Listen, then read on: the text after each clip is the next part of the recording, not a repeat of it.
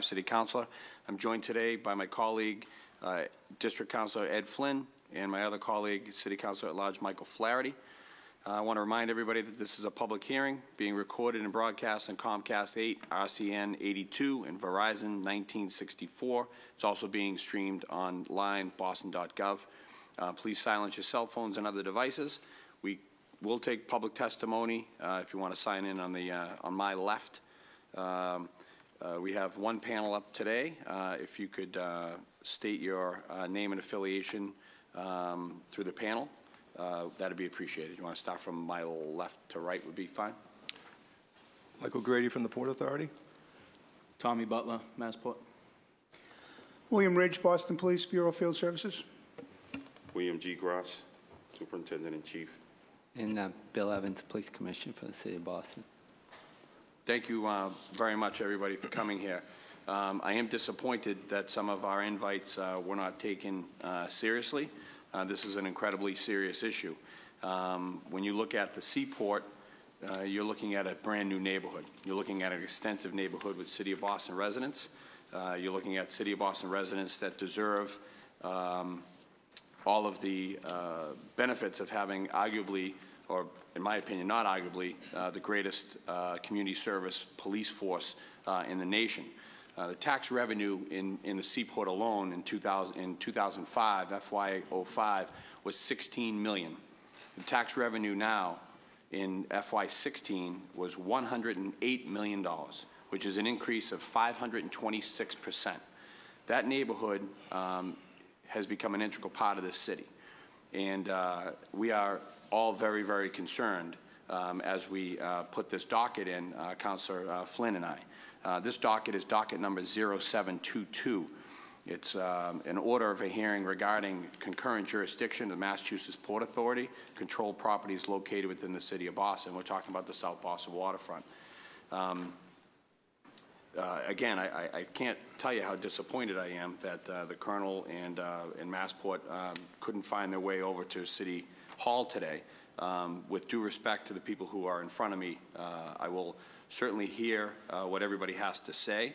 And as we go along, I believe at the end of this hearing, I don't believe I know, at the end of this hearing, I will adjourn the hearing, and then we will set up another date and another time where the proper authorities can be here to talk about this serious issue. I find it disrespectful that the people who were called upon did not contact us in any way, shape, or form personally, but they called our staff and said they couldn't make it and we'll send staffers. This is a big issue. So I want to open the floor quickly to my colleagues, and then we'll have Commissioner Evans make his opening statement. Councilor Flynn. Thank you, Councilor McCarthy. Boston City Councilor at Large Michael Flaherty and I recently offered a resolution in support of concurrent police authority for state police and Boston police on Massport properties, including the South Boston waterfront. That resolution was related to a House of Representatives budget amendment filed at the state level by former Representative Nick Collins, now State Senator. The Boston City Council went on record in support of Rep. Collins' amendment for concurrent jurisdiction and equal access to police services for all areas of Boston. This hearing is on enforcement jurisdiction between the Boston Police and State Police on Massport properties in the waterfront area. This proposal would not take away the authority of the State Police. It seeks to provide the Boston Police the same police jurisdiction as the State Police in the City of Boston. The South Boston waterfront has drastically changed in the decades since the current arrangement on the waterfront was approved in the 1990s. There are more businesses and residents than ever before in the area. As I have said before, this hearing is about public safety and providing equal access to services from the Boston Police for all our residents across this great city, no matter where they reside. We want what is in the best interest of the community members and business owners as well. We are merely seeking concurrent jurisdiction for law enforcement, just as we currently have for state roads, the MBTA, and DCR property. The residents of South Boston, especially the residents of South Boston waterfront, want the same level of basic city services, and we're confident that the Boston Police Department can work closely with the Massachusetts State Police and the South Boston waterfront. We're asking for respect, and we're asking for concurrent jurisdiction. Thank you, Council McCarthy. Thank you, Council Flynn. Council Flaherty? Thank you, Mr. Chairman. It's absurd that we're having this discussion in 2018. Public safety is of paramount importance to the residents of South Boston, the visitors and tourists of the South Boston waterfront, as well as the taxpayers and businesses down there. So we need to resolve this issue immediately, whether that's through an MOU, which is probably path of least resistance, and or otherwise through state legislation. So look forward to listening to the testimony and through collective efforts to try to find some common ground and, I guess, allow the state police and Massport police to continue to patrol the roads and handle the traffic and get the details and give BPD access to the 911 calls, as well as the licensed premise violations. People don't realize that all those businesses down there are licensed through the City of Boston, through the Inspection Services, through our city's licensing board, and there are issues that come up from time to time, and we're probably best apt to handle those things because they're licensed premise violations. So with that, Mr. Chairman, look forward to hearing from folks that took time out of their schedule to be here, and we'll support the chair in efforts to either recess this hearing and, if necessary, use City Council subpoena powers to get the appropriate authorities here to resolve this issue once and for all.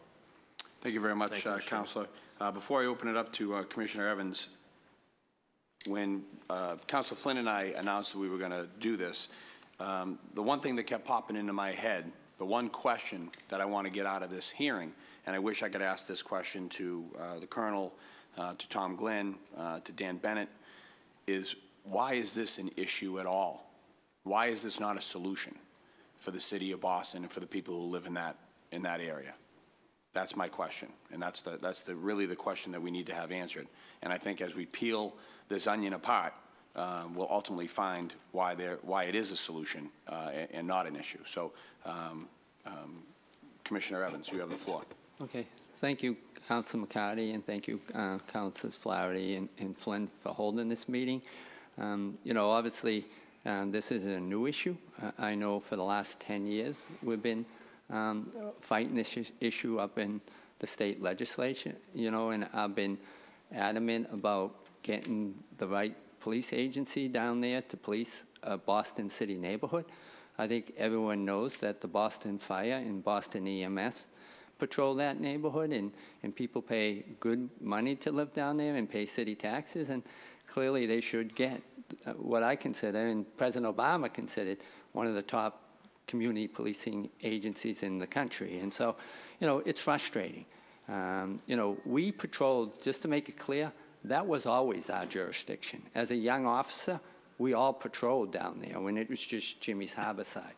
And somehow in '97, an amendment was thrown in that took it away from us. So this wasn't always Massport at all. You know, something was slipped in, and we lost jurisdiction 20 years ago. So we're not looking to take something that we never had. We had it before, but with the transportation bill, we lost it. So we're just trying to regain something through the legislative that was taken away from us.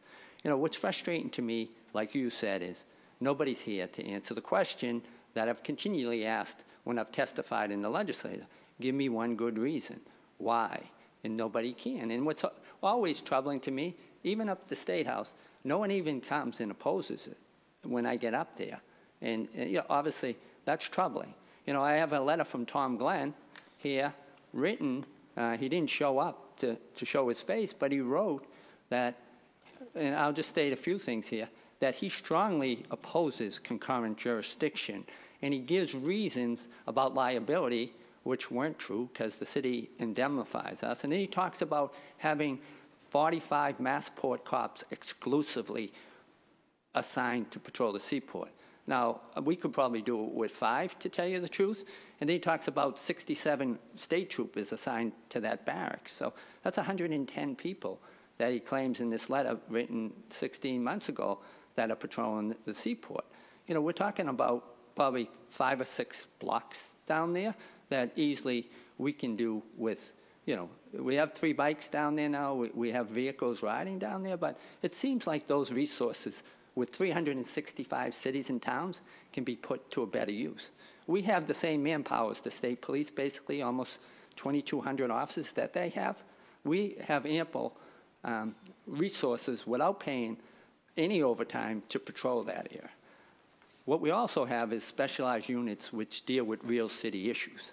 If someone's sexually assaulted, and we've had sexual assaults down there, we have a unit who deal with victims all the time. And so they're not re-victimized when we run into them in the state police. They call basically a homicide unit in, which is statewide, to deal with these sexual assault victims. All of our district stations have domestic violence advocates and detectives who really deal with these victims. They get them to court. That doesn't happen with the state police. You know, we have child advocacy groups if there's a crime against a child. You know, these are the specialties that we bring. We have no idea if there's sexual offenders living down there. We don't even get their crime reports. So yesterday we did CompStat, and we had Joe Boyle up in front of our station going over the crimes in South Boston. And we don't get what's going down in South Boston because they don't forward those resources. So it's very troubling to me, this whole setup. And I'm real disappointed, although I have the highest respect for the governor, because he, about 6 weeks ago, talked about a remedy here, and we still don't have it. Obviously, Dan Bennett's a great guy. He brought us together, but it made no progress. And this is going to take some courage, someone to change this, because it doesn't make any sense that the Boston Police Department can't patrol a major part of their city. There's so many residents down there. There's so many businesses. And about 3 weeks ago, I had a woman complaining about a club. And she says, you know, she had no one to turn to. She's calling me to fix the problems at this club. And I told her we don't have jurisdiction down there. But even more important, when I called the chairwoman of our licensing board, she doesn't have one violation against that club. So we have the licensed premises down there, but nobody's reporting the incidents to us. Massport and the state police don't like licensed premises, so the whole way it's set up is very troubling. You know, the state police, God bless them, I think they're a great organization.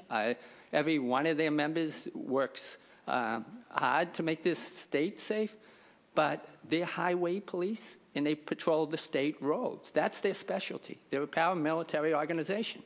We're a community-based neighborhood policing. I don't think anyone does it better, and I think most of those residents down there don't realize how dysfunctional this system is when their crime down there is not reported to us.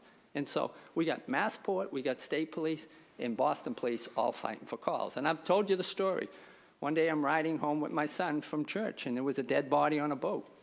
We were there first, and for an hour and a half we argued over whose jurisdiction the boat was. And it's real troubling to me when we have those types of fights, because in this day of terrorism, in this day of cooperation, we do a great job, except down the seaport.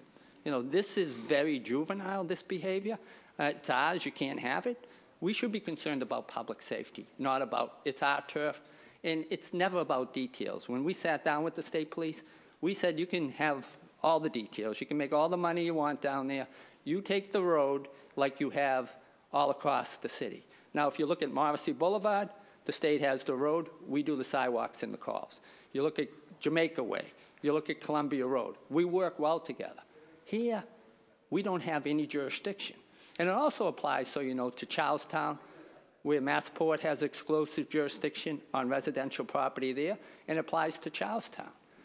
We in this state do state troopers answer, for the most part, house calls for loud parties or bar fights.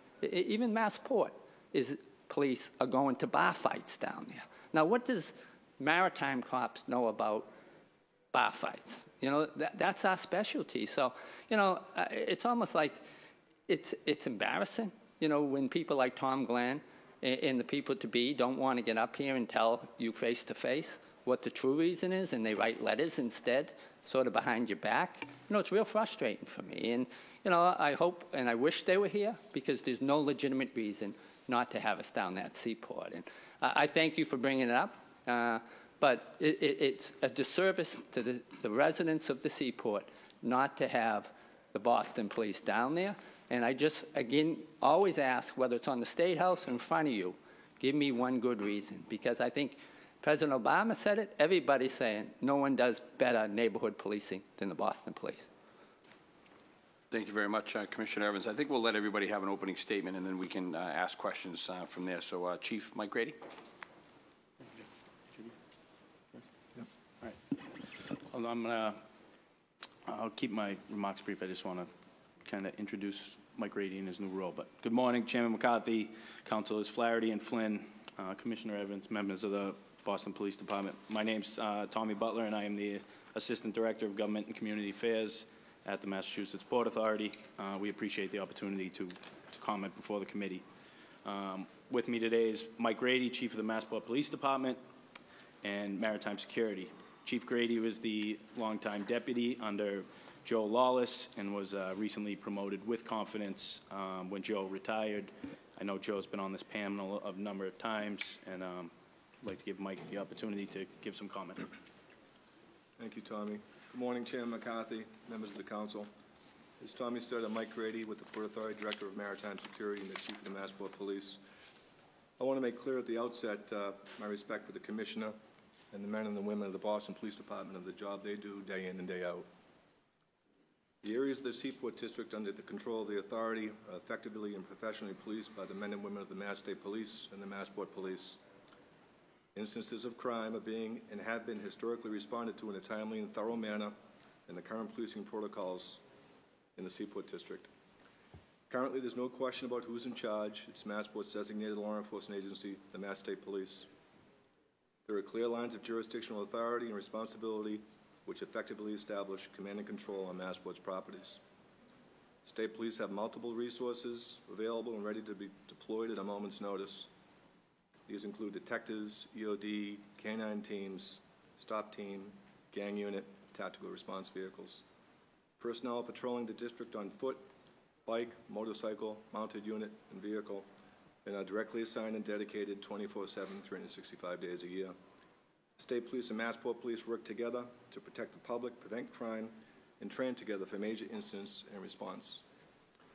The number one priority of the authority is safety and security. For years, we've had effective communication, cooperation, collaboration, and sharing of information and intelligence with the Boston Police Department. This starts with a weekly security meeting that meets every day of the week, the same day of the week, going on 18 years. At this meeting are public and private stakeholders that include the MSP, the BPD, the Harbor Master, members of the BRIC, MSP Marine Unit, FBI, BPD Community Service Officers, the Coast Guard, CBP, Hotel Security, members of the BCEC Security, private corporations in the district, the Marshal Service, JTTF, and EMS from Boston. We've engaged the community through our Port Watch See Something, Say Something program, along with training programs. Most recently, the Seaport Security Initiative was held at the World Trade Center. This training was held to engage the community in response to active shooter and hostile events. The BPD were engaged and present, along with all law enforcement partners in the area. In the past, we've held multiple active shooter training sessions for hotel employees to train them on active shooter and active shooter response. We've worked together effectively on many large events to include multiple Sail Bostons, Navy visits, LNG movements, concerts, road races, and festivals. Officers from the State Police, Boston Police, and Massport Police collaborate together on the North Shore Gang Task Force. The Massport Police complement the State Police and act as a force multiplier. Visible crime deterrence, providing additional first response capabilities. We also provide specialized security services under the Maritime Transportation Security Act at the cruise terminal, container terminal, and East Boston's park systems. Thank you. Thank you. Okay, I just to read into the record, I got a letter from Mark Siomo. He's got a bad back, so he apologizes for being unable to attend today's hearing on docket number 0722. He's writing to offer support for concurrent jurisdiction in the Seaport neighborhood of South Boston. He believes that the residents of the city of Boston, people residing in the Seaport, deserve all the city services that the rest of the city has access to, including the service of the Boston Police Department. That's Mark Siomo. So a couple questions that I have right out of the gate, and then we'll will, I'll hand it off to my colleagues as well, who represent the area directly, as Eddie does. I started out the hearing by saying, what is the true issue with concurrent jurisdiction? What is the actual issue? So as Commissioner Evans was talking about, he went on to talk a little bit about exactly what's going on in there. So if Commissioner Evans, if you could take me through, I live in the Seaport. I'm involved in a domestic dispute. I'm on the 12th floor of a condo unit down there. Walk me through. I call 911, and what happens? Well, what happens, we're the primary agency that receives the call, and, if it's an emergency for the most part, like a gun call, we'll respond to a gun call, whether we have jurisdiction or not, but we'll notify Massport as well as the state police, and we'll send it back out to Framingham, which again can end up in a little bit of a delay being said. But on serious calls, we don't really care about the jurisdiction. Safety is the factor. But then what happens at that point is we have to turn it over to the state police. But in a domestic call, obviously we have to refer that over to the state police, and at that point, they deal with it. And I don't believe they have domestic violence officers who are assigned in advocates like we do that take that person to South Boston Court the next day. They walk them through. They make sure their children are safe and whatnot.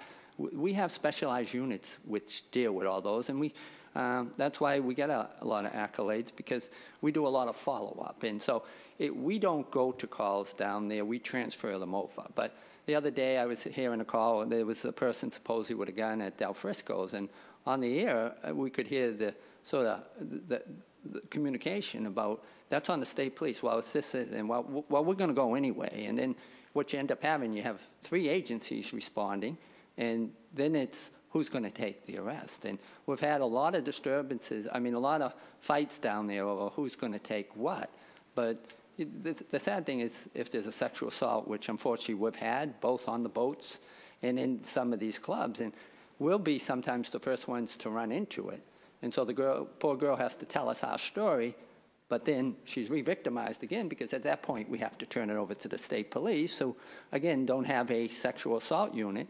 They have detectives who then deal with it. And so we're very familiar with the local courts. We're very familiar with the resources that all these young ladies can get down there. But it's, we specialized in these neighborhood issues. And again, all respect to the state police, they specialize more dealing with, like the terrorism stuff, the highways and the parks. We're the community policing neighborhood police. Nowhere in the state does any police agency have exclusive jurisdiction to a neighborhood.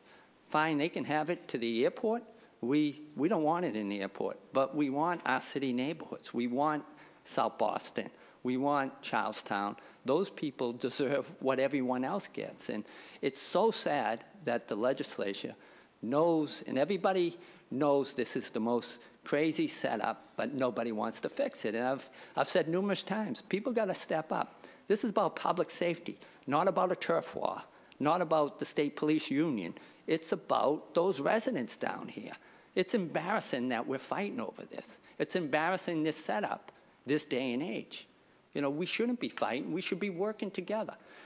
They have the street like they do in every other setup, and we have the house calls, the bar. That's the way it is across the city. Why hear any different, councilors? And that's what I continually ask. And I wish Tom Glenn was here. I wish the colonel was here, because like the legislation, when I go, I ask them, give me one good reason. And all I hear is crickets. They don't even send anyone to oppose us. That's how much it's a done deal. You mentioned the Child Advocacy Center, and we're very familiar with them. God forbid if a child gets hurt down there, because it is a new neighborhood. Can you dive in a little bit about your relationship with the Child Advocacy Center, with DA Conley, and the process of something happening to a child down there? Well, they're a great organization. They work with children who have been abused, and we just did a fundraiser with them a couple weeks ago, the stair climb at the Prue, and they look out for the children's welfare more than anyone. And we have officers assigned to them. The DA has officers to assign. But those are the specialties that we bring. We have a family justice center in Brighton That's all services for everyone. Social services, we get them, help get the mothers settled in a good place, get the children safe. And so that we bring the whole spectrum of policing to issues like child abuse, to sexual abuse, to human trafficking. And we have, again, 2,200 officers just focused on the city. They have 2,200 focused on 365 cities and towns. We can bring the resources without any charge. This is such a waste of duplication. We have 3 agencies down there costing the taxpayers big, big money when the Boston Police can do it for nothing. My last question before I hand it over to Councilor Flynn would go to Chief Grady. Chief, you talked about the meeting that you have weekly or bi-weekly, and you went through who was there quickly. So there seems to be a little miscommunication there because there was in the opening statements, it seemed like there was not communication with reports and things like that, and then it came to you and you said there is communication. So if you could just kind of go over that one more time for me, if you don't mind. Every Wednesday, and it began post 9/11, it's held every Wednesday at Massport, and even though the faces may have changed over the years that represent the different agencies, as the seaport has begun to grow, and it's a sharing of information to get together on an informal basis every Wednesday at 10 o'clock, and you're welcome to attend. But it's to share what's going on in the district, what may be happening, what event may be impacting. It may be to talk about large events that have to be planned for. It may be small minutiae of an issue or a problem to try to hear it from whether it's the VCEC or it's a hotel issue, or Harpoon Fest is going to be held this weekend on city property that would then impact the district. But it's to get everyone together.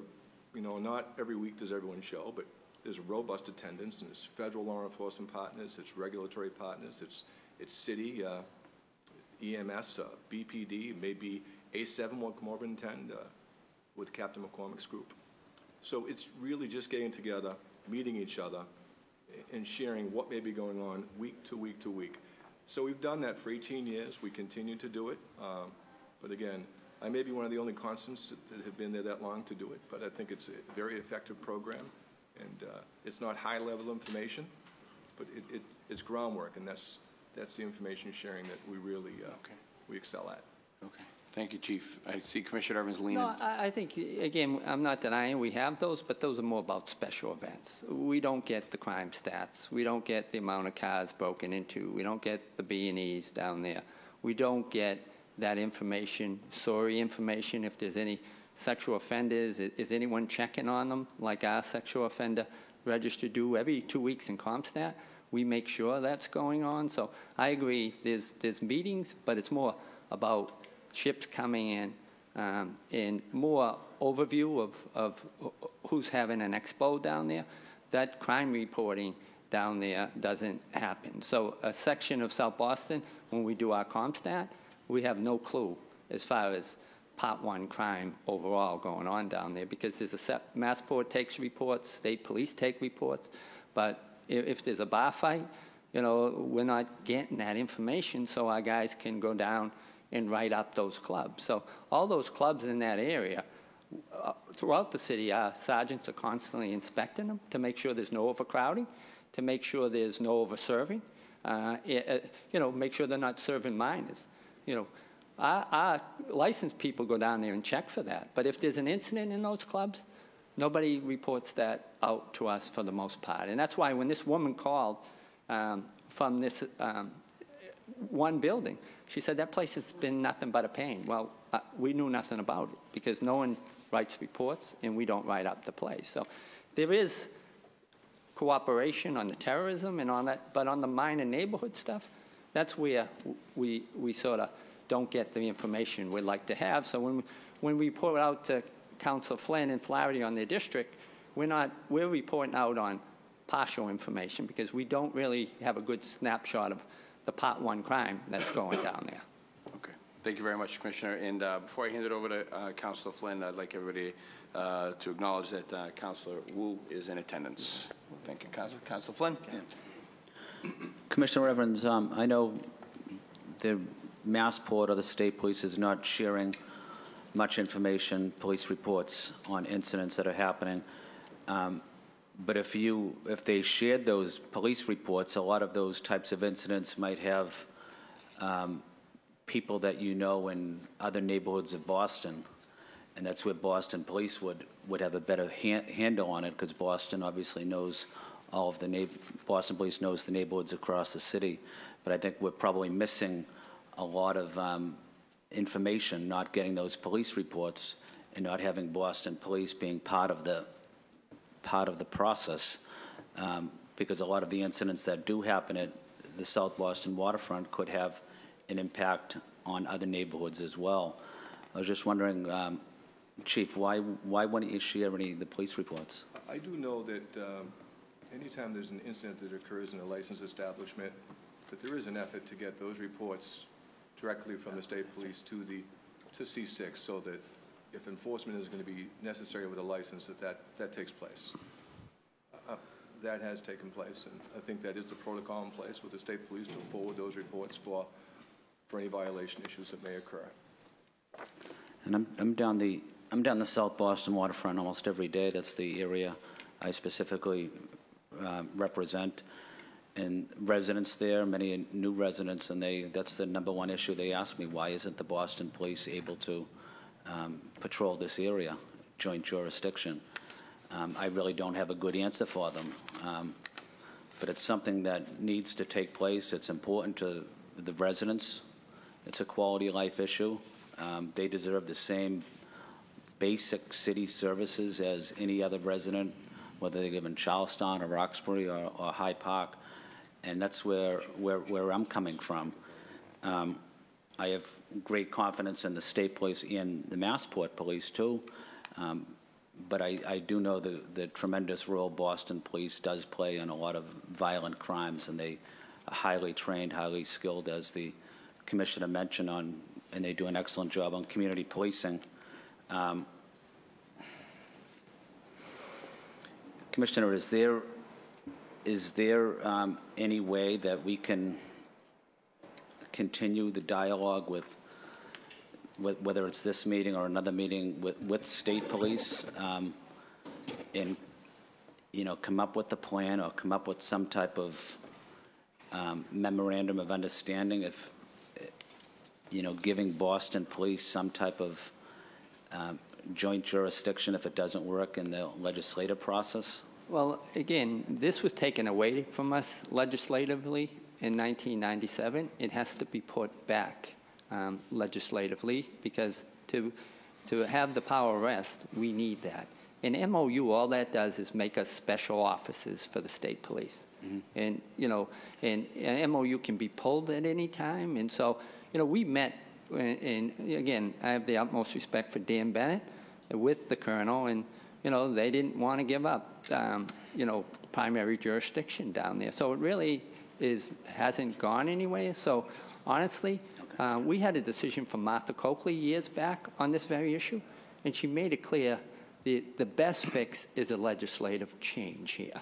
An MOU is not going to work, because that's just an agreement temporarily, basically, where we become special officers for the state police. Again, this is about Concurrent, where they will have the street like they do throughout the city, and we will police the houses, the businesses, and whatnot. Again, where else do you see this type of arrangement? Usually cities and towns will call in the state police when they need them. We don't need them. We have 2,200 almost cops who do a great job. There's 365 other towns that could use the services of the state police or the Massport. It's oversaturation down there. They should be on the beaches in the summer where we need them, on the highways. We have this area covered. It doesn't take a whole lot more resources. So I don't know why the fight is so great about this when they have so many other areas across the state to patrol. It's almost, again, I've said, it's very juvenile. You can't have it. It's ours. This is a part of the city. How do we justify the Boston Fire and Boston EMS going, and people paying city taxes, yet they don't get the city resources, which bring a whole spectrum of different services, whether it's our sexual assault unit, our bike unit, our gang unit. We specialize. We're not, we're getting local cops who know the city patrolling that neighborhood. the state come from all over the state. Someone asks you directions, how do you get here?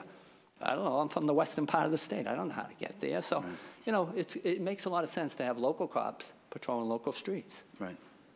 Chief Gross, I know you wanted to weigh in a little bit. Sure do. I see you at so many events, and you do an excellent job of, you know, keeping the public informed of what's happening. You're very transparent. You're in the neighborhoods. You're doing a lot of community policing along with the superintendent. I think that's what's great about the Boston Police, is that open dialogue with the community. Are you able to give a little background on that and how it relates to this issue as well? Yes, sir, and thank you all the counselors for attending. Good morning, everyone. You know, I can't believe in these times, the 21st century, that we're even having a discussion about segregation, non-inclusion, and exclusion. That's totally ridiculous to me. We're talking about the Commonwealth of Massachusetts, a place that began this entire nation. We're talking about a city that was under attack twice from terrorists, and we together defeated that. So, even in the 21st century study on policing, again, as the commissioner stated, President Obama said if you want to learn about community policing preparedness, look to the Boston Police Department. I cannot believe that, again, we're discussing segregation. This is also about domestic preparedness, defending this city, defending this Commonwealth. There is no justification for saying this. We can train together, we can share information, but when it comes to real time, not you. You know, if there's a fire, the fire department can respond, the EMS can respond, but not you. Is this what we want to send out as a message to anyone that's looking in? Oh, you're fine, but not you. You know, we work hard to end segregation, and we need to even work harder to make sure we're on a unified front. Any study, any testimonies will show that the only people benefiting from segregation, pretty much the bad guys, people who don't want to do the right thing. So they don't see us on a unified front. It's kind of like, wow, Boston Police can't go there. These guys aren't working together. They're at odds. That is not the message to send, especially in the 21st century. We should be past, again, segregation, non-inclusion, and exclusion. And in closing, I speak to a lot of our elected officials, both on the State House level and here in the city of Boston. There is no justification for you not doing the right thing for your constituency. None at all. How can you even explain yourself when you don't even show up to talk about the safety of the city of Boston? This is about our constituency and the people we serve. And I'm glad we're at the forefront, and we're willing to speak, and we're willing to discuss anything that has to do with the safety of our city. And I just think some folks are dropping the ball when it comes to protecting their constituency. Those are the cold, hard facts. Let's end this non-inclusion of law enforcement entities. Thank you very much, Councilor Flynn. Let the record show that we've been joined by City Councilor at Large Anissa Sabi-George. Councilor Flaherty. Thank you, Mr. Chairman. And so based on that testimony then to the chief, is there, I guess, can Massport and/or the state police, can you state, I guess, one good reason why we should not have concurrent jurisdiction? Right now, I would defer to the councilor, to the legislature on that issue, and to the ongoing discussions on MOUs. Come on, man. All right, so then, so can someone take me through a 911 call? So at the end of the day, it's public safety is of paramount importance, and I think the person that would call 911, I would argue on their behalf that they probably wouldn't care if it was a Boston cop, a state cop, or a Massport cop. They just need help, right, from someone. Or it could be EMS, or it could be the fire department. So if you can just take me through a 911 call. So say I'm a resident and I'm living, you know, in one of the condos down on Northern Avenue. Say that I'm a guest of the Renaissance Hotel. Say that I'm a patron of Del Frisco's. Say I'm a motorist just sort of driving down, Seaport Boulevard. And I call 911 either from a cell phone, from the hotel room, from my residence, and/or from the business. What happens? Well, 911, your call is being recorded. What's the nature of your call? Well, we get it. We find out the nature, obviously, and Who gets it first, Boston, or State, or Massport? we get it.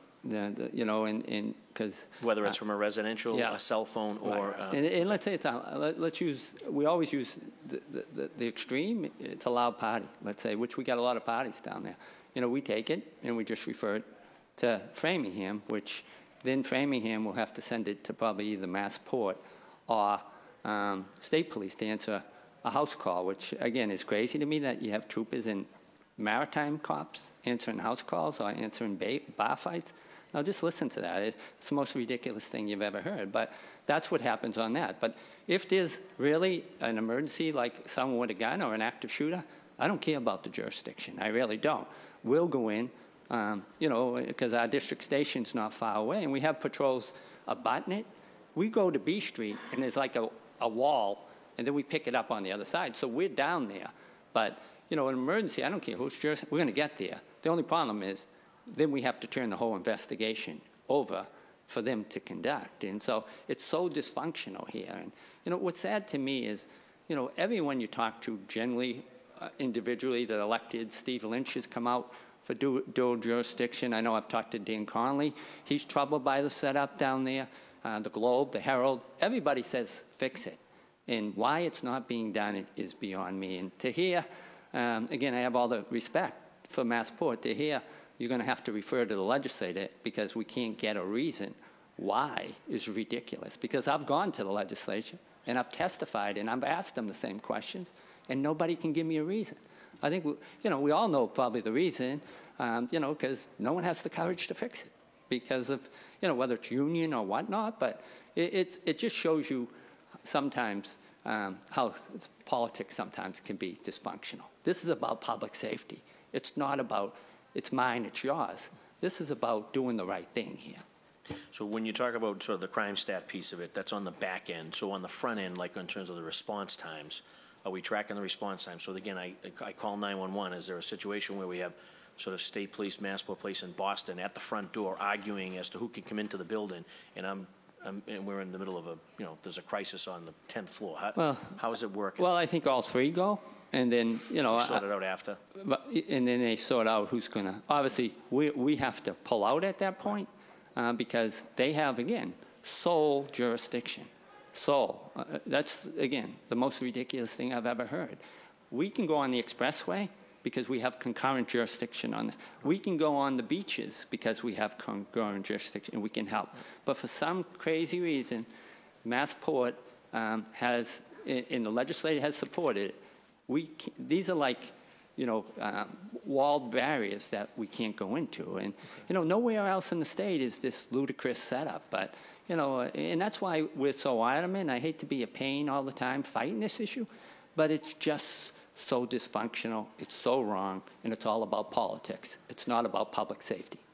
And do we know who filed, back in 1997, do we know who filed the legislation or which representative inserted language? I'm not really sure. It was tied to the transportation bill, but again, we always had it. It's not like Massport has had this property forever, and now because it's built up, we want it. I remember, our officers used to be patrolling Jimmy's Harbor side down there in that whole area. That whole Northern Ave was ours. But someone snuck in a bill and took it away from us, and we've been fighting for 10 years to get it back. So it's not like all of a sudden we want it. It was ours. Right. And now no one wants to fix it for us, and those people are denied the best police agency on community policing that anybody can provide. And it was my understanding that at some point, and it predates you as the commissioner, predates the chief as the chief, predates the city, current city and state administration, but it was the previous administrations. I was told that there was an MOU, and parties were at the table, and it was about to be signed, and either a sentence or a word was either inserted or deleted, and then former Commissioner Davis was ordered to to step back from the table and to not sign it. Can anyone shed any light on that MOU? You weren't. No, and again, MOUs don't work, Counselor. Martha Coakley was given this whole dispute, and she says it needs a legislative fix. Now, if we enter an MOU, we would not have, jurisdiction in the sense we can make arrests. We would basically become security guards or specials for the state police. And if we were involved in a shooting down there, the state police would investigate it. It's a ludicrous setup. We're not going to be special police here. We're a excellent police department has been recognized nationally. We should be working concurrently down there, not working for somebody. I think we do a great job. Crime continually going down in this city through the great work of the men and women in this department. And again, we have 2,200 officers just in our city. They have 2,200 in the state, covering 365 communities. I think there's better places than being down the seaport for them. I think the state could use them on the beaches and on the highways all across this state. Mm-hmm. And then, Chief, so do Massport Police and State Police, do you guys track the crime in terms of the Part 1 crime? Do you keep a running list of that? And if so, through the chair, could you submit to this committee, say the last, say 2-3 years of crimes that have occurred down there where either the Massport Police and or the State Police have investigated or responded to the call or reported to the call and or sent them up to, I would assume, all that stuff goes up to South Boston District Court, or does it kind of, where's the court jurisdiction? It's South Boston South Court. Boston District Court, okay. So the Part 1 crimes will be investigated by the State Police Detective Units. I don't have the data for the Part 1 crimes, but I believe it to be extremely minimal, if any at all.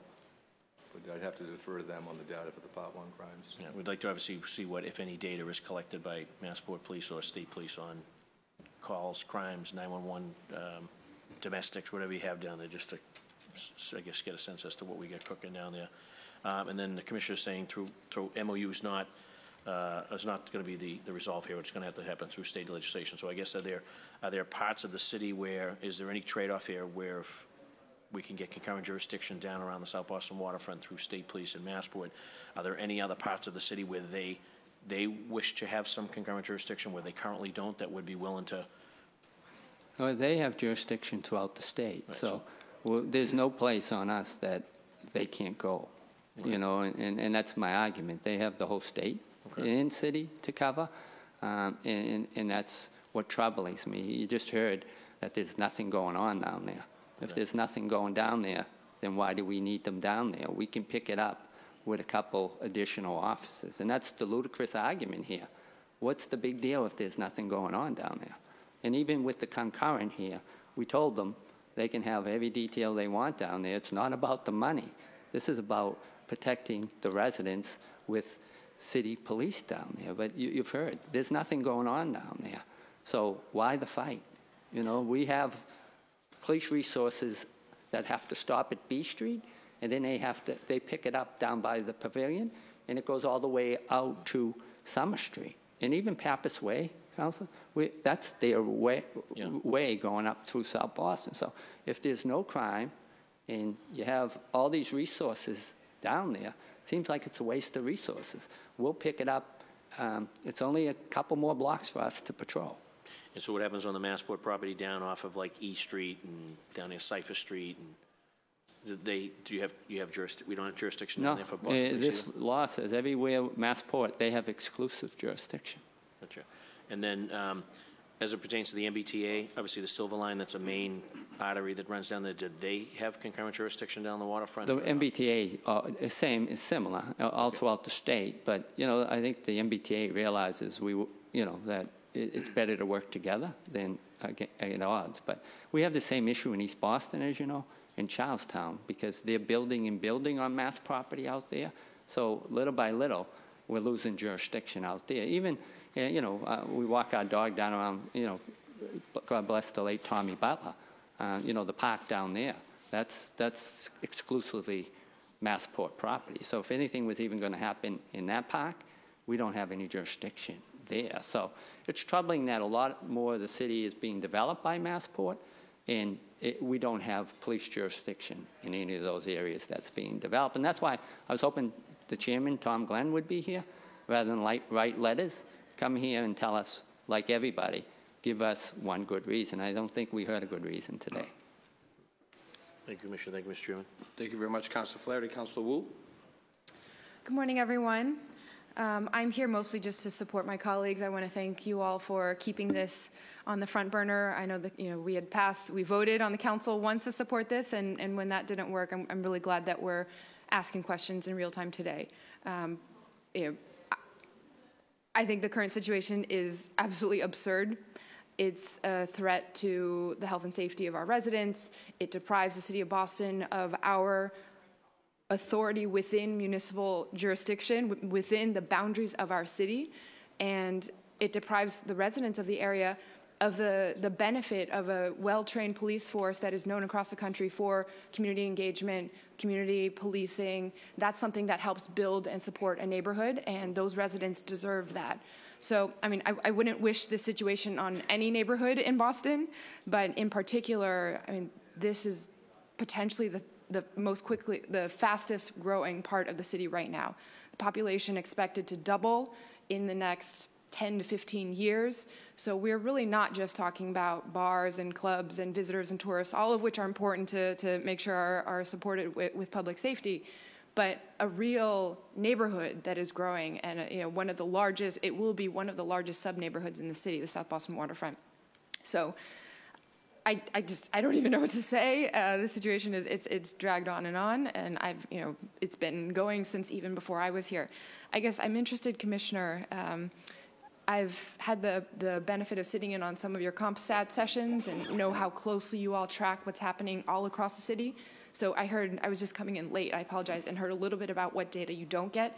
So how does CompStat work with this part of the city? Do you just include part of it? Do you have anything?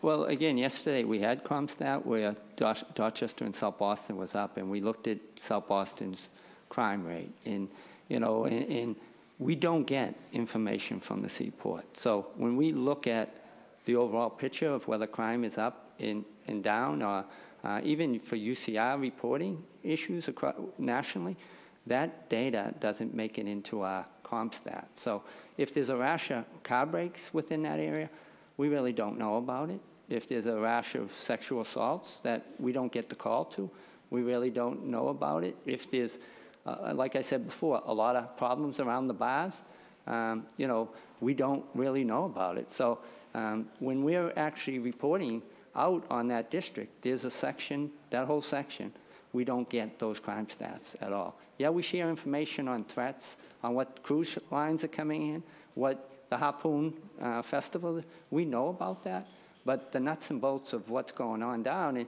and we don't hear a whole lot. I'm glad to hear that, it doesn't seem to be a whole lot, which I figured there wouldn't be because, it's a more of a uppity neighborhood down there. But, we don't, to answer your question, that's like a black hole for us. We don't know what Part 1 crime is going down there because there's no reporting mechanism for us. My other question is, and the other thing that I see as the looming threat for that area, in addition to the fast population growth, is how vulnerable it is to climate change and the storms and flooding. East Boston, the waterfront, all the way down Dorchester in particular. But we've already seen it just a couple months ago that the streets get flooded. It's hard for ambulances to get through in those situations. I mean, what is the plan right now from the state police and Massport police when it comes to emergency management and training for everything that happens in that situation? I believe I'll go back to the largest storm in January. I think it actually worked seamless with Captain Boyle's team from South Boston in terms of blocking off areas that became flooded with the high tide. But Massport has a department that is looking at this long term. So they're engaged in that, and I'm sure that they've engaged the city for a longer term plan, flood resiliency. But I can't speak totally to the climate change issue other than the incidents where there has been flooding with high tides and roads have had to be secured. It essentially ran the gamut all the way up through almost to the Moakley Bridge, but it was engaging with BPD and the state to shut those roads down until the water receded. I thought it worked well. We'll be lucky in the future if the only thing we have to do is block off some roads. I mean, I worry about medical emergencies happening during that time and folks needing to get through, or more and more residents needing other services or help, or, issues with stray voltage that we're going to have a hearing on later. Commissioner, do you have any thoughts about how the Boston Police would approach that type of situation, emergency management, and the relationship with the city's emergency planning?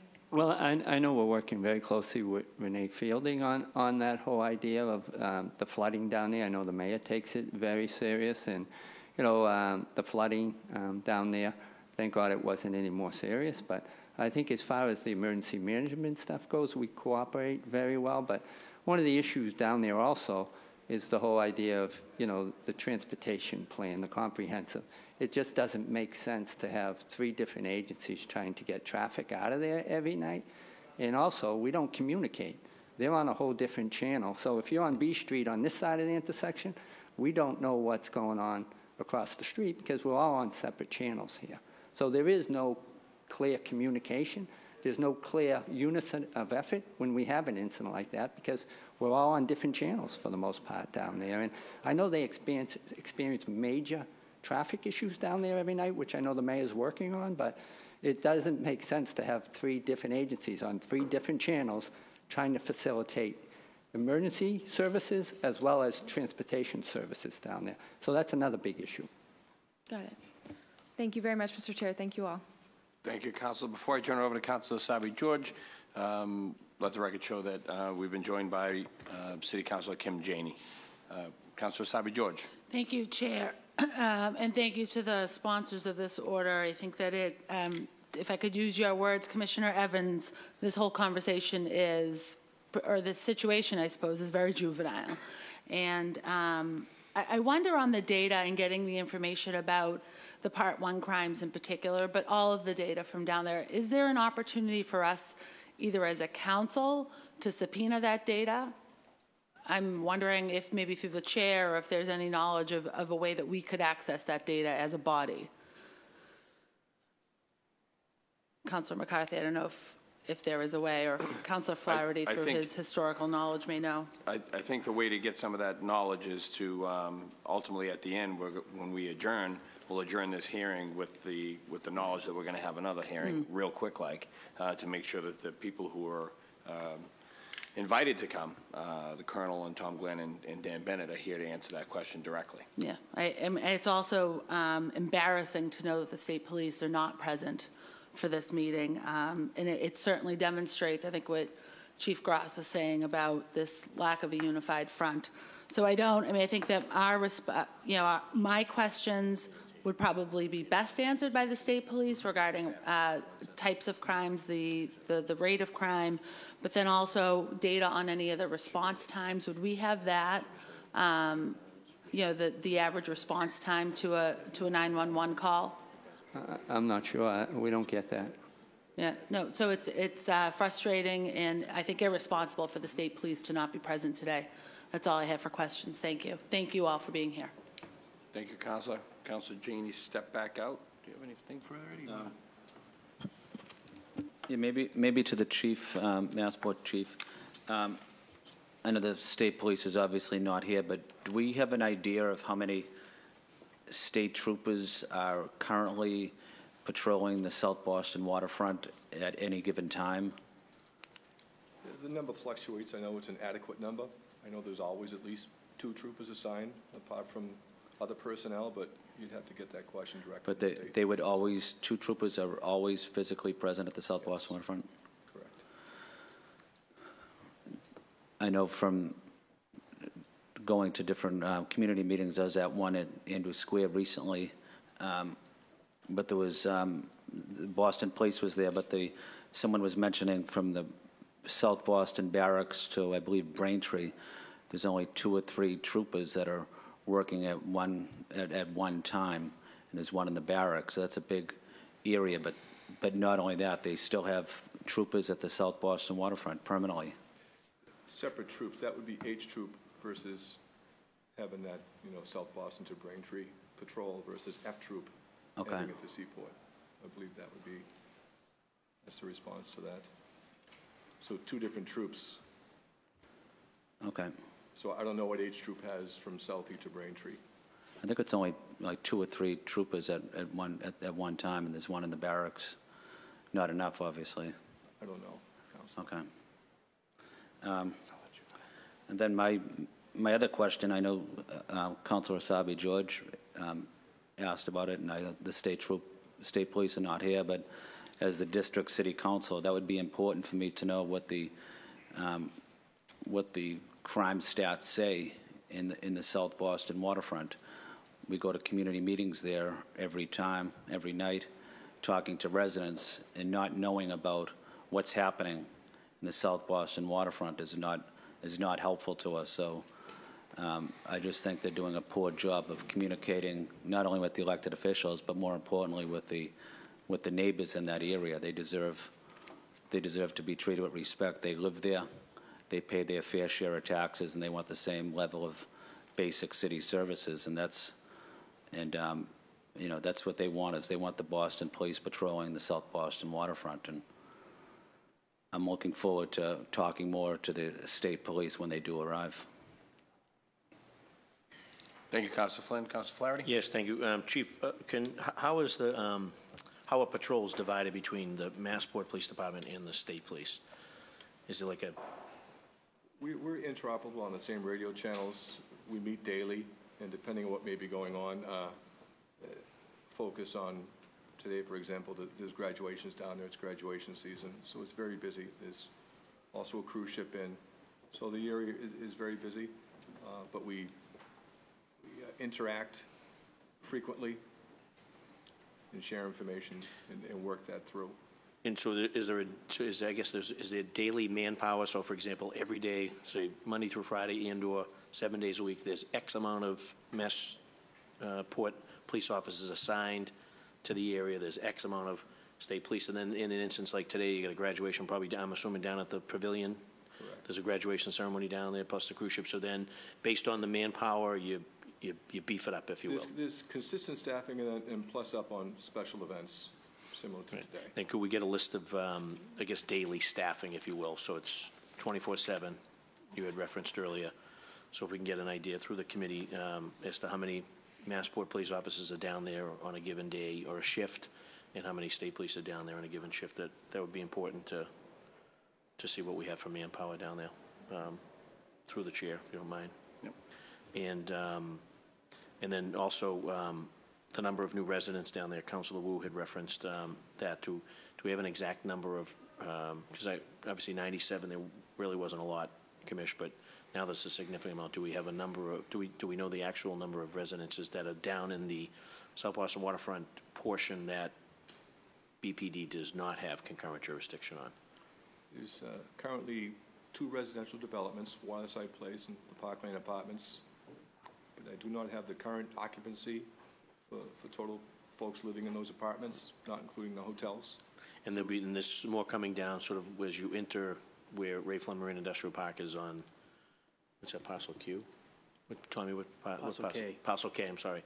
So that'll be another residential pocket coming out of the ground. Combination hotel residential. Hotel residential, right. Gotcha.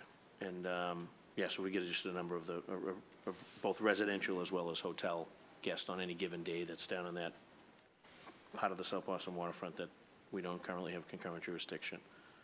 And then, Commissioner, do we still continue to track on the premise license violations if there's a fight at one of the establishments, or if someone hits someone with a bottle, or this, you had referenced that there was a call. Well, the only issue is it's at the will of them reporting it to us. And, and again, I use the example, this one woman called me telling me this place is out of control, and when I call the licensing board, there's not one violation against them. So, they might turn some over, but for the most part, we have licensing units that do that across the city. But so stay there. So your licensing units, you have a licensing unit. So are they still able to go down and? They go in and check the license in the place, but okay. If they would have to make an arrest, they don't have any jurisdiction to make arrests. Now, that's the craziest thing. Like, we can look at the license and we can write civil violations, but we can't take any criminal behavior. So let's, for the most part, if there's, use the example of overcrowding, which can be a criminal offense. I'm not sure right now that we can even write them up because we have no jurisdiction on that particular incident. We can write them up civilly, but if we were to see a crime in there when we were there, our unit, licensing unit, by this sole jurisdiction, we wouldn't be able to lock up, even though we were there. So it just shows you how dysfunctional it is down there. And, you know, it's our city licenses, but we have no jurisdiction to do anything criminally. And so Chairwoman Pulgini, who does a great job on behalf of the city, so she depends on the reports when she's issuing I guess, a licensed premise violation and/or to sanction or to take some type of action or rolling back of the hours or, but she depends on that report. So obviously, she's not getting? Through your testimony, she's not getting reports. Well, when I called on this place, because the woman said she calls on this particular place, and I called Christine, and she didn't have any violations for the place. And that's the type of stuff we do. And even yesterday, I was on Joe Boyle about, with all the establishments in South Boston, with the warm weather coming, we got to make sure these windows are closed on time. We got to watch them, because I'm sure Councilor Flynn and Flaherty, I hear it from my neighbors. And so I don't want that area, you know, to get out of control. And so we watch our bars very closely. Unfortunately, this is a no man's land for us. We don't know what's happening in the bars. We don't know what's happening in the crime, because we got to rely on them to refer it to us. Okay. And then shifting back over to the chief, so in the instance of either a 911 call or there's a bar fight, so you guys respond, either the Massport police respond or the state police respond, and then they either break up the fight, but are they making reports? Are they turning those reports over to someone?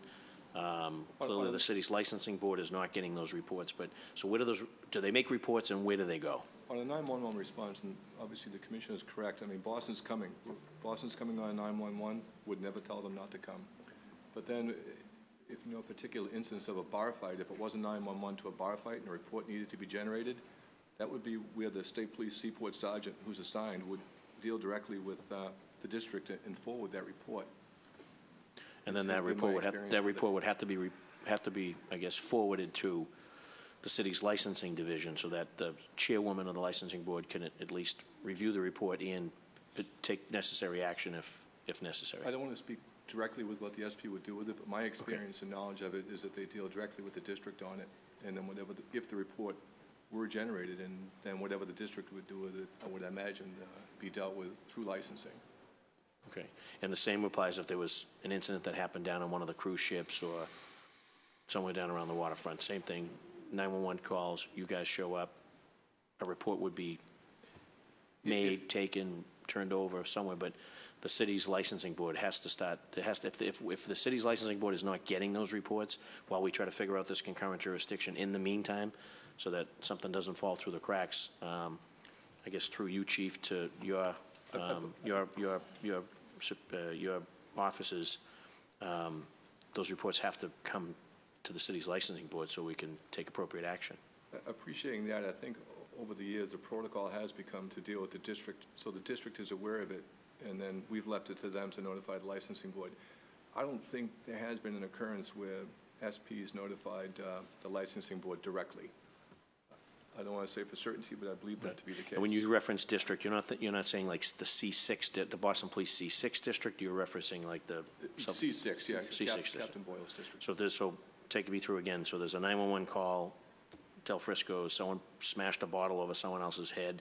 You guys show up, a report is generated, right? Basically, one way it works out, Chairwoman Pulgini doesn't even know about this incident, right? Because she doesn't have anything in writing.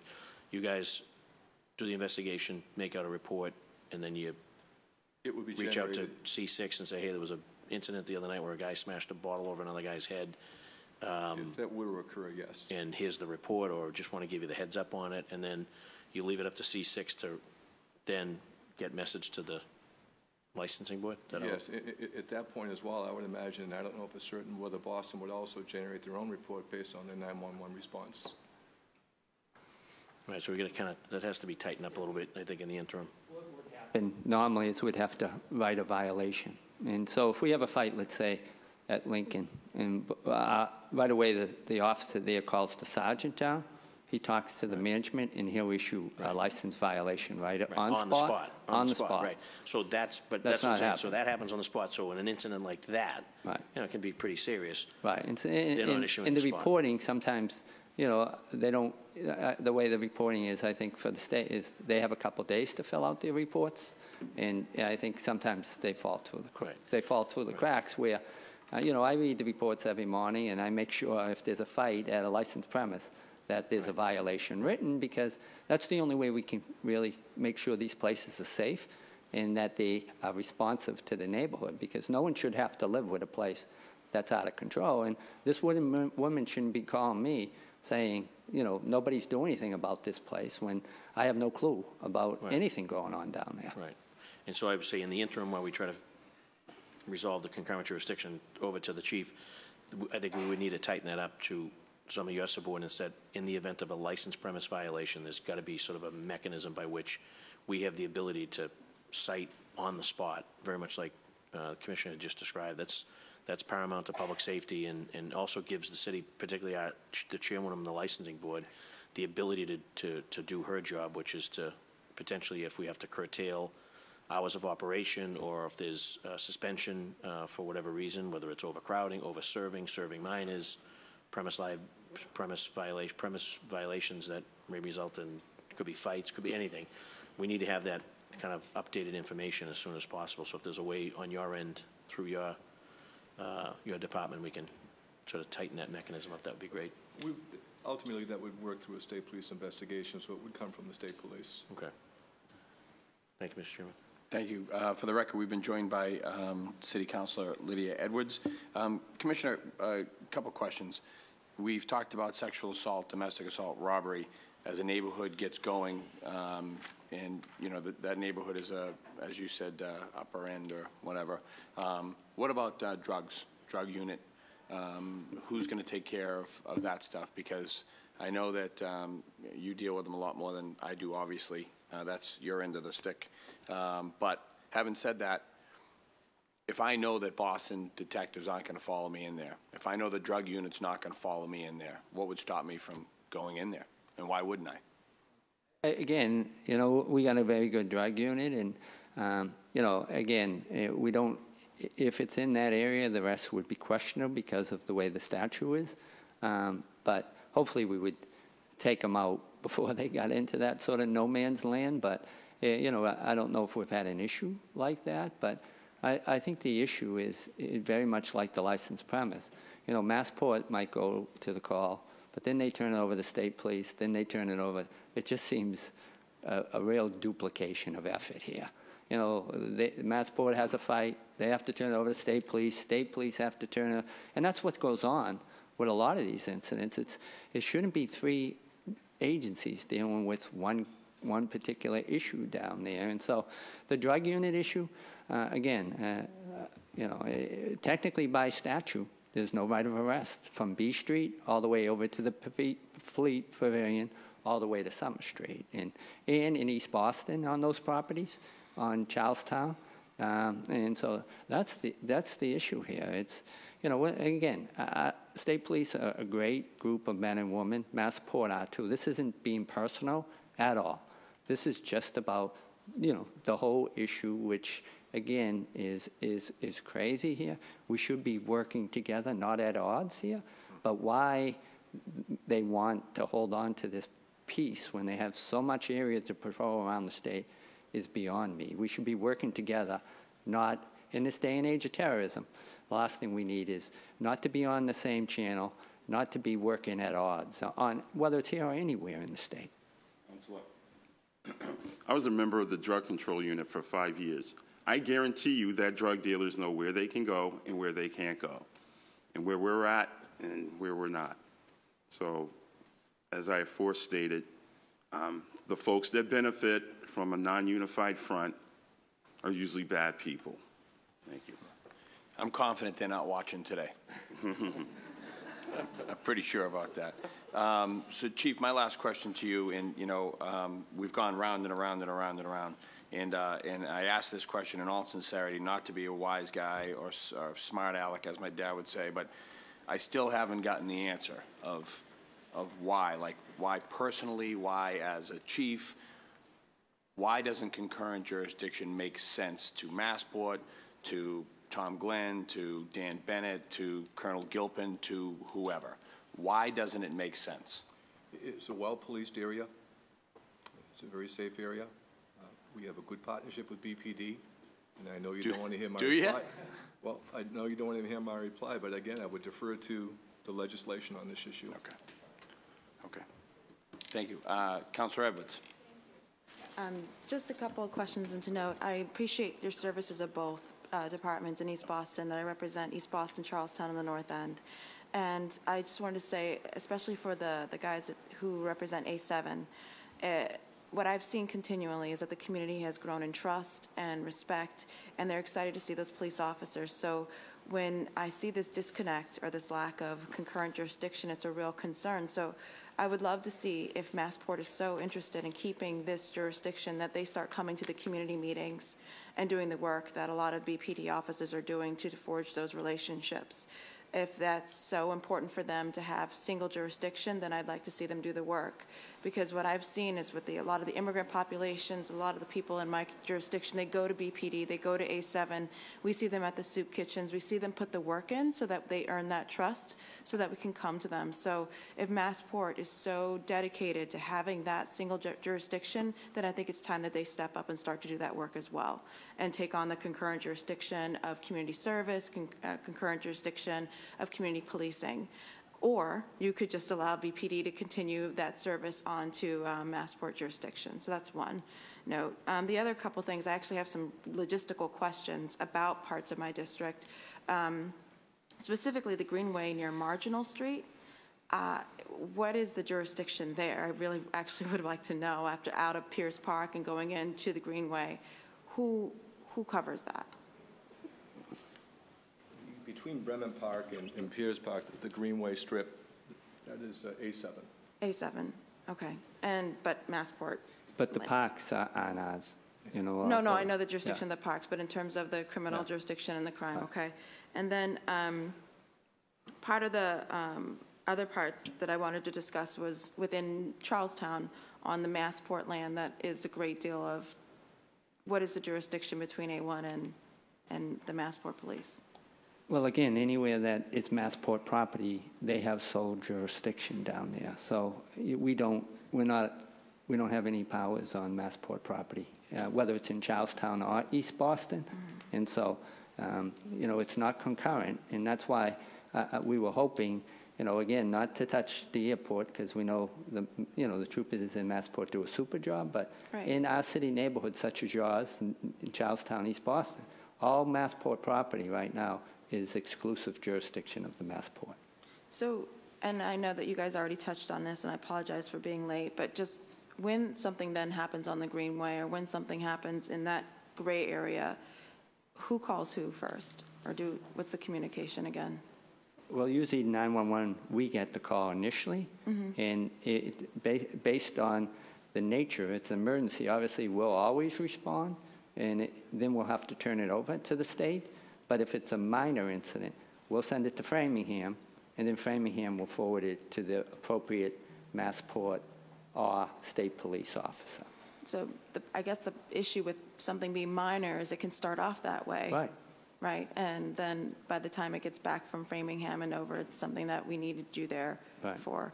Okay. Well, thank you so much for being here, and I fully support the efforts for concurrent jurisdiction, and I wanted to thank the makers of this for your leadership. Do you want any final statements, Amy? Do you want any final statements? Sure. Okay. Councilor Flynn? My final statement, as I highlighted earlier, this proposal would not take away the authority of the state police. It seeks only to give the Boston police the same police jurisdiction as the state police in the city of Boston. My neighborhood, the South Boston waterfront, has dramatically changed in the decades since the current arrangement on the waterfront was approved.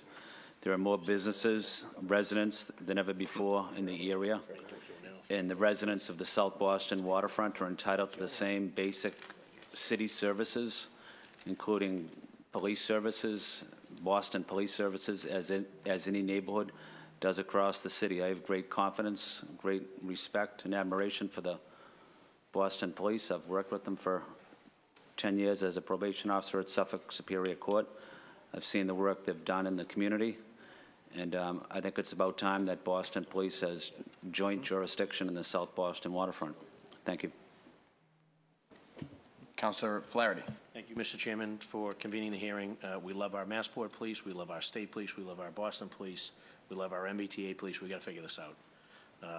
Councilor Wu had used the word absurd. It's beyond the point of laughable. There's a sort of a new and emerging residential community down there that's in conjunction with seaport-related activities, the cruise ship terminal, freight forwarding, cold storage, seafood processing, all those businesses that are technically, and the trucking companies that are also on Massport property. But it's 2018. Chief probably said it best in terms of the collaborative efforts that have resulted in great gains for our city. If we can just get in the room and try to figure this out and do a work with the state legislature to resolve it, I'm on board with that. So again, this isn't casting aspersions. Everyone does a great job in respect to their own lane, and I also know we do a great job when we're all working together. This is one of those examples of where we just got to try to figure this out and pull it together and allow for concurrent jurisdiction so that when the 911 call comes in, an immediate and appropriate response, immediate and appropriate follow-up, and immediate appropriate investigations, with whether it's specialized units or specialized forces that have to be deployed, and have it not be about, I guess, the money and the details. And so if the statement is that it's no interest in the money and the details, continue to allow those that are down there that are providing that function, great. And if it's just about a collaborative effort of allowing the Boston Police to be able to respond to those calls, and also for the information to come back to the appropriate licensing authority, I think in those specific instances, I'd support that 100%. So through the chair, look forward to having a follow-up if necessary and get other authorities in here as well. Yeah. Thank you very much, Councilor Flaherty. Now it's time for public testimony. I know nobody signed up, but somebody may have remorse if they don't say anything. So anybody want to say anything? All right. Nope. There you go. All right. We have a taker.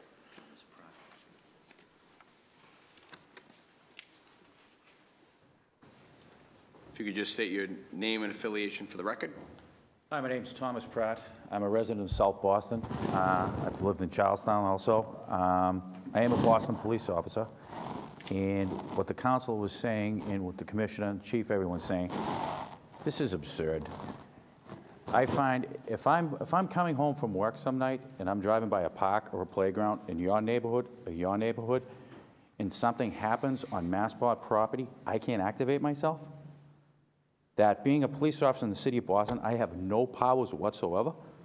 The most I can do is call 911. I think that's absurd. I think there is a middle ground here. The middle ground is concurrent jurisdiction. That's all I want to say. Thank you very much, Mr. Pratt.